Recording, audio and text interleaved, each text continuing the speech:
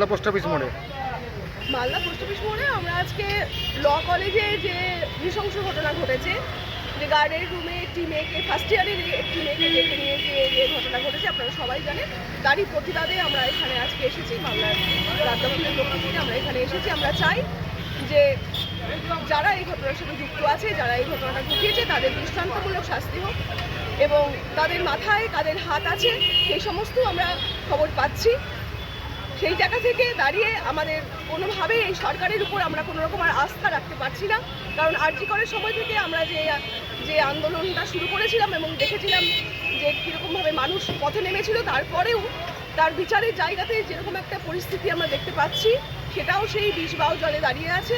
এই ক্ষেত্রেও যেন এরকম কিছু না হয়, এই ক্ষেত্রে যাতে যে যিনি দোষী, যারা দোষী তারা প্রকৃত শাস্তি পায়, সেটাই আমরা চাই। এবং বিভিন্ন কলেজে, ইউনিভার্সিটিতে বা বিভিন্ন জায়গাতে এই যে ঘটনাগুলো ঘটছে, এই ঘটনাগুলো যাতে না ঘটে, একটি সরকারের দায়িত্ব একটু সুষ্ঠু স্বাভাবিক পরিবেশ মানুষকে দেওয়া।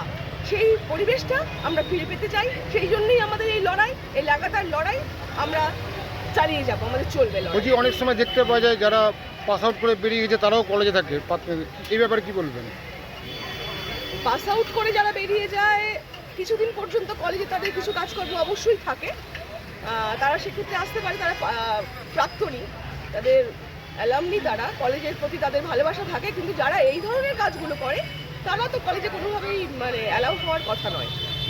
সবাই তো আর এরকম হয় না, এরা মানে সংখ্যাগরিষ্ঠ হচ্ছে ভালো, অল্প কজন এমন খারাপ তারাই এই ঘটনাগুলো ঘটায়। তো সুতরাং ছাত্র, তার যখন কলেজ, তার তো ভবিষ্যতে তাদের হাতে কেন নেতাদের হাত থাকবে? এই যে ছেলেটিকে ধরা হয়েছে তার কাগজে দেখছি, আমাদের কাছে কাগজ আছে, একটু বের করো ওই কাগজটিতে। তার আগে অনেকগুলো বার তার অ্যাসল্ট করেছে সে, বিভিন্ন মেয়েকে, আরও নানা ঘটনা ঘটেছে। তা সত্ত্বেও পুলিশ তাকে কিছুই করেনি।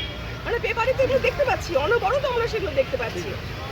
কেন হচ্ছে? এগুলোর বিরুদ্ধেই আমাদের লড়াই। আপনার নাম? আমি শর্মিষ্ঠা।